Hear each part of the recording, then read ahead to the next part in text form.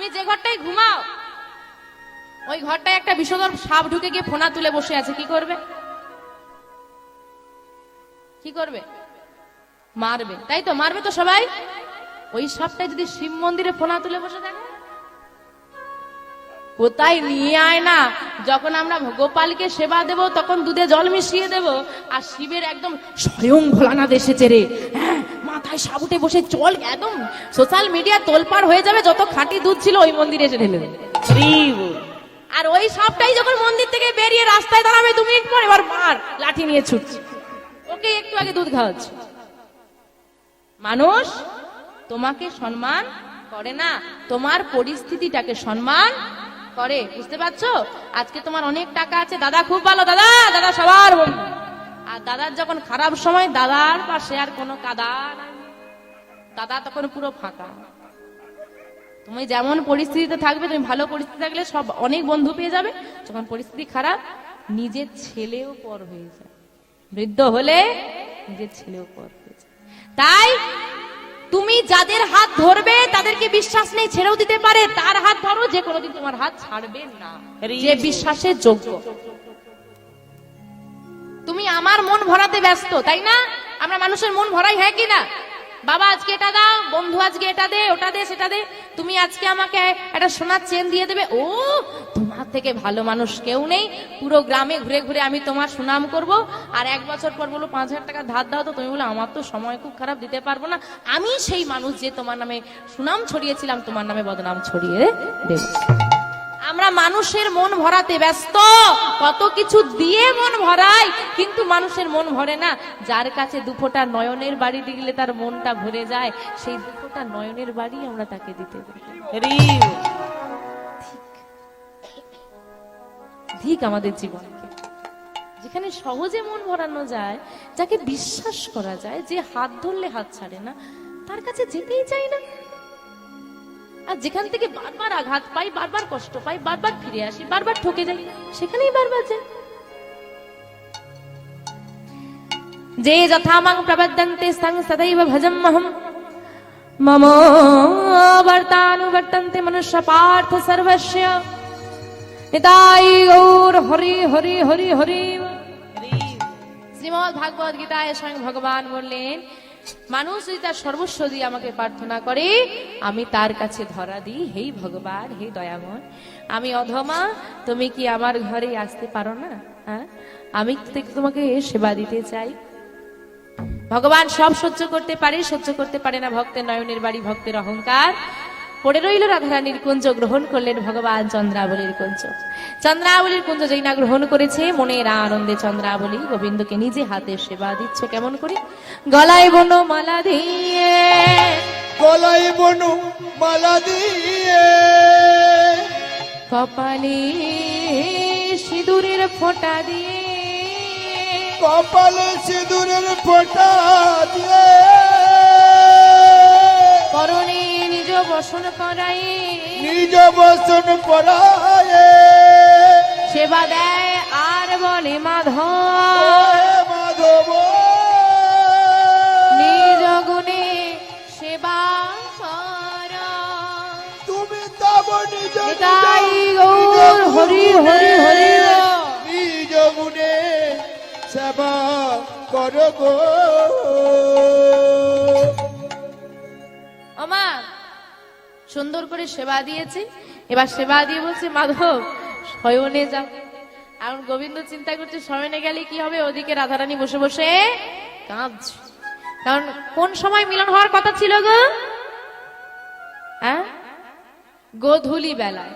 তা গোধূলি বেলা পেরিয়ে তো রাত নেমে গেছে, তখনও তো বধূ যায়নি, এখন কাঁদতে বসেছে রাধারানী। আর এদিকে চন্দ্রাবলী শয়নে দিয়েছে, মাধব বলছে এখন যদি না না বলতে থাকে সময়টা বৃথা যাবে, একটু শয়নে চলে গেছে। শয়নে গিয়ে চোখটা বন্ধ করে শয়নে আছে, যাতে চন্দ্রাবলী ভাবে মাধব ঘুমিয়ে গেছে, আর মাধব ঘুমিয়ে গেছে ভেবে চন্দ্রাবলী ঘুমিয়ে গেলে মাধব চলে যাবে। কিন্তু চন্দ্রাবলী চরণ সেবা করছে বসে বসে, মাধব নয়ন বন্ধ করে চিন্তা করছে চন্দ্রাবলী কখন ঘুমাবে, কখন ঘুমাবে, কখন ঘুমাবে। আর চন্দ্রাবলী চরণ সেবা করছে আর মনে মনে চিন্তা করছে, ও মাধব প্রতি রাতে ঘুমোনো যাই গো, প্রতি রাতে মাধব বাবা প্রতি রাতে গোবিন্দ পাওয়া যায়? আমরা রোজ ঘুমোই, কিন্তু এমন সুন্দর সাধু সঙ্গ রোজ হয়?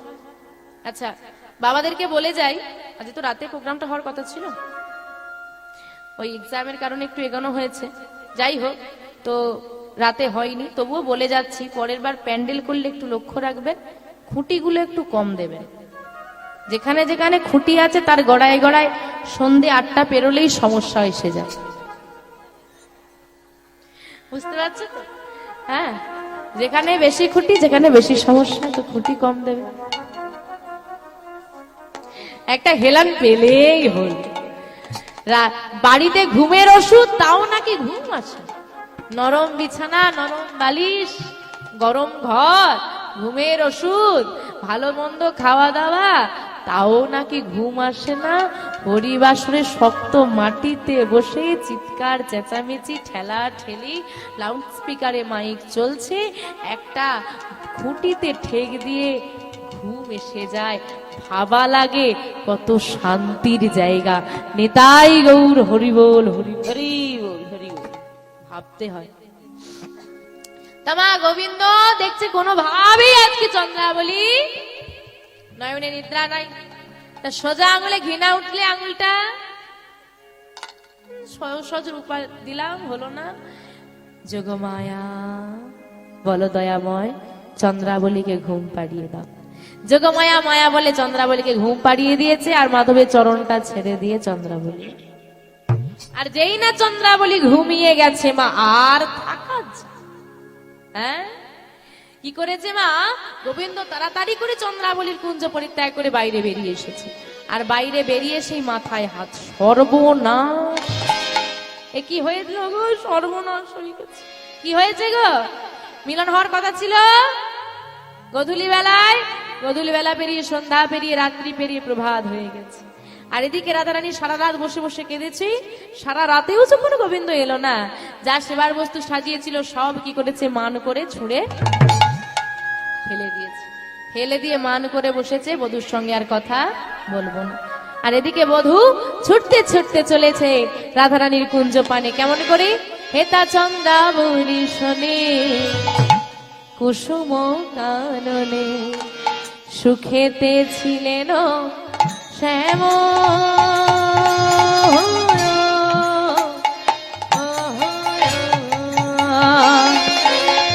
হেতা চন্দ্রাবলী শোনে,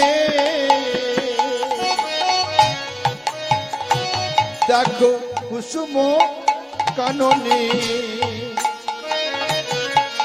সুখেতে ছিলেন শ্যাম।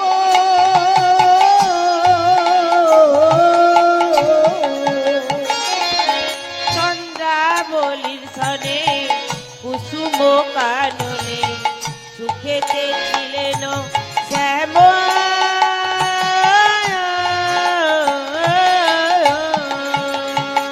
আবার প্রভাতে উঠিয়া ঢলিয়া ঢলিয়া,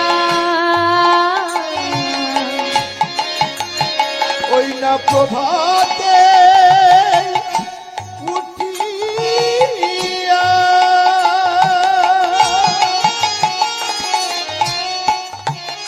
নাগর আমার ঢলিয়া, ঢলিয়া,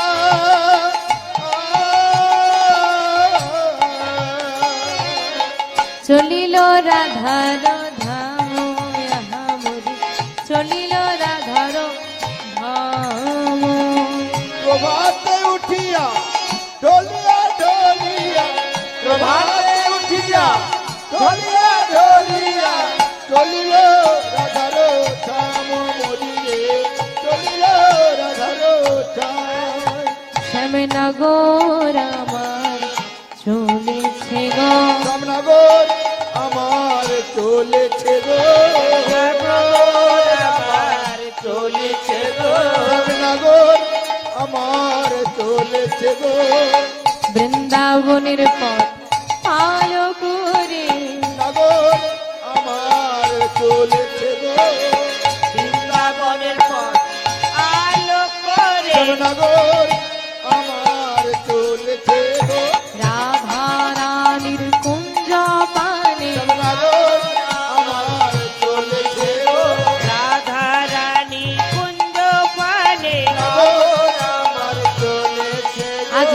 যুগল মিলন হবে বলে তাই গৌর হরি হরি বল। যুগল মিলন হবে বলে নাগর আমার চলেছে গো নাগর আমার চলেছে গো। মনের আনন্দে শ্যামনগর এগিয়ে চলেছে, আর এদিকে রাধারানীর কুঞ্জের দ্বারে প্রবেশ করবে, সখীরা বাধা দিয়েছে। দাঁড়াও, কোথায় যাচ্ছ তুমি? কেন? বিনোদিনীর কাছে? না না না, বিনোদিনীর কাছে তুমি আজ যেতে পারবে না। কেন? না, বিনোদিনী কি করেছে গো? মান করেছে, তোমার সঙ্গে কথা বলবে না। তবে আমরা প্রবেশ করতে দিতে পারি, আমাদের প্রশ্নের উত্তর দিয়ে যদি উত্তীর্ণ হতে পারো তবেই প্রবেশ করতে দেব, না হলে দেব না। আচ্ছা বলো, তোমার কি প্রশ্ন? বলে, ও মাধব, সত্যি করে বলো তো, তোমার গলায় ফুলের মালা দেখি বনমালা কেন? বনমালা কেন? ললাটে চন্দনে দেখি আজ সিঁদুরের ফোঁটা কেন? সিঁদুরের ফোঁটা কেন? পীতাম্বর পরিধানে থাকে আজ নীলাম্বরে কেন? নীলাম্বর নিতাই গৌর হরি হরি হরি হরি বল। বলো বলো বলো, গলায় তো ফুলের মালা থাকে, বনমালা পরে ফেলেছো কেন? এখন আমার বনমালাটা কে দিয়েছে গো? কে দিয়েছে? সত্যি কথা বলা যাবে? বলে দেবো? সত্যি কথা বলে দেবো? তুমি বাঁচাবে তো শ্যামনগরকে? ব্যাপারটা বুঝতে পারছো না? না এখনো? এক নারীকে কথা দিয়ে অন্য নারীর কুঞ্জে নিশি যাপন, মানে একটা মেয়েকে কথা দিয়ে অন্য মেয়েটার ঘরে রাত কাটিয়ে চলে এসেছে। বুঝতে পারছো কি হবে যদি জানতে পারে? সত্যি কথা বলা যাবে? একজন দুজন নয়, 8 জন আছে, অষ্টসখী। গোবিন্দ চিন্তা করছে কি করি। কি হলো বলো? আসলে প্রতিদিন ফুলের মালা পরি, একই একই মালা রোজ ভালো লাগে, এই জন্য বনমালা পড়েছি। কেন ভালো লাগছে না? খুব সুন্দর লাগছে। আচ্ছা তাই যদি হয় এবার বলো, ললাটে চন্দন থাকে, আজকে সিঁদুরের ফোঁটা কেন?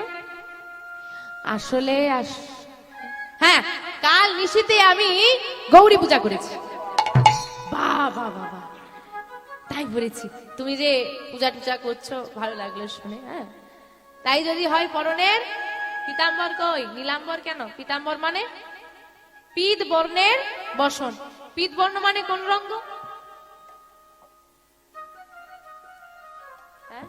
পীত বর্ণ মানে কোন রং? বলতে পিতৃরং পিতৃরং রং। বলো বলো বলো। আরে এতজন আছো, যার যেটা পছন্দের রং বলে দাও না, একটা না একটা ঠিক চলে যাবে। বলো বলো। আরে কালো, নীল, আরে সেটাই তো প্রশ্ন।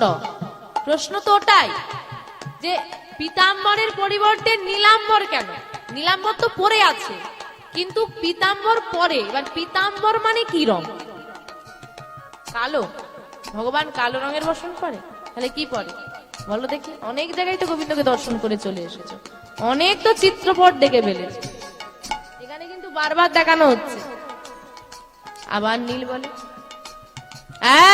এই হলুদ। বাহ, অনেকক্ষণ পরে এসেছে রে ঘুরে ফিরে। হলুদ রঙের বসন পরে, আজকে হলুদের পরিবর্তে পড়েছে নীল। এখন নীল রঙের বসন কে পরে? দাদা পরে। এই বসনটা না দাদার। দাদার বসন পড়েছো? হ্যাঁ, সত্যি করে বলো তো, দাদা শাড়ি না দিদি শাড়ি? দাদা শাড়ি না দিদি শাড়ি, দাদা শাড়ি না দিদি শাড়ি, দাদা শাড়ি না দিদি শাড়ি, বলো বলো নীলমণি, দাদা শাড়ি না দিদি শাড়ি? বলো বলো দাদা শাড়ি না দিদি শাড়ি, বলো বলো নীলমণি, দাদা শাড়ি না দিদি শাড়ি। বলো বলো, এই যে নীলমণি বলছো দাদার শাড়ি, সত্যি করে বলো দাদার শাড়ি না দিদির শাড়ি? আমার গোবিন্দের দিদি আছে? গোবিন্দের দিদি আছে? দাদা আছে? গোবিন্দের দাদা আছে? কি নাম বলো? রাত দিদি আছে? বলে দিদি তো নেই। দিদি শাড়ি পাবো কোথা থেকে? সত্যি বলছি, শাড়িটা আমার দাদার। হ্যাঁ হ্যাঁ, শাড়িটা যদি তোমার দাদার হয়, এবার বলো দাদার নাম কি? চন্দ্রাবলী। দাদার নাম কি? চন্দ্রাবলী। তোমার দাদার নাম কি? চন্দ্রাবলী। দাদার নাম কি? চন্দ্রাবলী। বসনে লেখা চন্দ্রাবলী, দাদার নাম কি? চন্দ্রাবলী। বছরে লেখা চন্দ্রাবলী, দাদার নাম কি? চন্দ্রাবলী। বসনে লেখা চন্দ্রাবলী, দাদার নাম কি? চন্দ্রাবলী। বছরে লেখা চন্দ্রাবলী, দাদার নাম কি? চন্দ্রাবলী। এই যে নাগর, ভালো করে তাকিয়ে দেখো, তোমার বসনের পারে চন্দ্রাবলী নাম লেখা আছে। তা বসন যদি তোমার দাদার হয়, দাদার নাম কি চন্দ্রাবলী? আমার উত্তর করতে পারবে? নতমস্তকে দাঁড়িয়ে আছে আর বলছে, আমার ভুল হয়ে গেছে, আমাকে ক্ষমা করে দাও। ললিতা বিশাখা একে অপরকে ডাকছে, সখী সখী দেখ দেখ দেখ দেখ, আহা নাগর আমার হার মেনেছে, নাগর আমার হার মেনেছে, নাগর আমার হার মেনেছে, নাগর আমার হার মেনেছে, উত্তর প্রতি উত্তর দিতে নাগর আমার হার মেনেছে, উত্তরের প্রতি উত্তর দিতে নাগর আমার হার মেনেছে, উত্তর প্রতি উত্তর দিতে নাগর আমার হার মেনেছে, উত্তরের প্রতি উত্তর দিতে নাগর আমার হার মেনেছে। নাগর হার মেনে নিয়েছে, নাগর হার মেনে নিয়েছে, নাগর হার মেনে নিয়েছে। তা আমাদের শর্তই ছিল, উত্তীর্ণ হতে পারলে প্রবেশ করতে দেবো, না হলে দেবো না। তো এবার আর কি করা যাবে, যাও নাগর ফিরে যাও। তোমরা আমাকে নাই বা ক্ষমা করলে, আমার বিনোদিনী আমাকে ঠিক ক্ষমা করবে। একবার বিনোদিনীর কাছে যেতে দাও।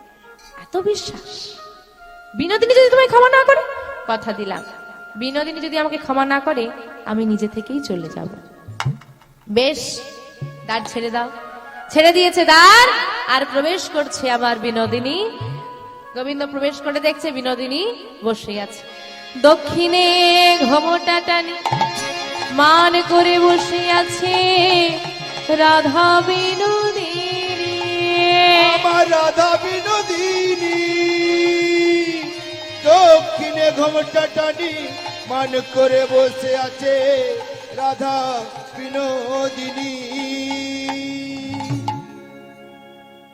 রাধারানী মান করেছে দেখে গোবিন্দ কি করেছে, মাথার চূড়া থেকে ভুবন মেনু পর্যন্ত যা সর্বস্ব অলঙ্কার আদি ছিল, ওই বিনোদিনী চরণতলে দিয়ে দিয়েছে। বিনোদিনী চরণতলে দিয়ে দিয়ে এবার বিনোদিনীকে বলছে, তুমি কৃপাময়ী, তুমি দয়াময়ী, করুণাময়ী, তোমার তো কৃপাময়ী এই দুনিয়ায় আর কেউ নেই, তাই তুমি আমায় কৃপা করে ক্ষমা করে দাও। কিন্তু বিনোদিনীর কোনরূপ মান ভাঙলো না।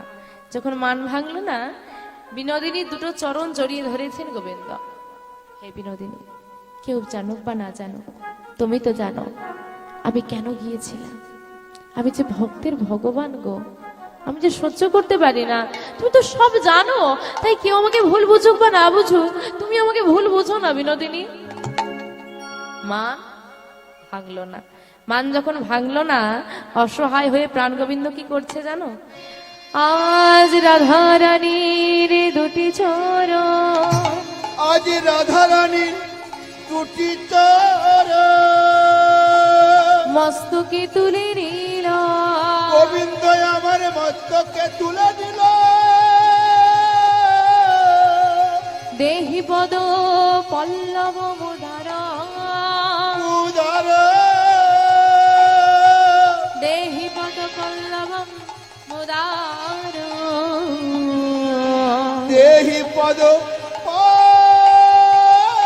নিতাই গৌর হরি হরি হরি বল। উদার। আবার যিনি স্বয়ং ভগবান, যার চরণ পাওয়ার জন্য জগৎ পাগল, সে আজকে রাধারানী দুটো চরণ মস্তকে তুলে নিয়েছে। পদকর্তা কলম দিলেন, দেহি পদ পল্লব মোদারু। এদিকে এই লাইনটা ভক্ত কবি জয়দেব যিনি রচনা করেছিলেন গীত গোবিন্দম, সেই গীত গোবিন্দম গ্রন্থে এটি হচ্ছে শেষ লাইন, যেটি ভক্ত কবি জয়দেবের রচিত নয়। গীত গোবিন্দম গ্রন্থটা ভক্ত কবি জয়দেবের রচিত, কিন্তু এই গ্রন্থের শেষ দুটো লাইন জয়দেবের লেখা নয়। তাহলে কে লিখলো? জয়দেব ওই দুটো লাইন কিন্তু লিখতে পারেননি বাবা, পুরোটা লিখেছে, দুটো লাইন লিখতে পারেন। তখন গোবিন্দকে জানাচ্ছে, হে গোবিন্দ, আমি তো লিখতে পারলাম না, তুমি বর্ণনা করো, তুমি লিখে দাও। ভক্তের ডাক, ভক্ত গেছে অজনৈতে স্নান করতে, ভক্তের বেশ ধারণ করে, মানে ওই জয়দেবের বেশ ধারণ করে স্বয়ং ভগবান ঘরে এসে জয়দেবী শ্রী পদ্মাবতী মায়ের হাতে স্নানাদি করে সেবা নিয়ে জয়দেব মন্দিরে বসে শ্রীহস্তে লিখলেন দুটো লাইন, সরগরল অখণ্ডল, সরবরল অখণ্ডল, নব শিরসি মণ্ডল, মম শিরসি মণ্ডল, দেহি পদ পল্লব মোদার, দেহি পদ তাই গৌর হরি হরি হরি মুদার।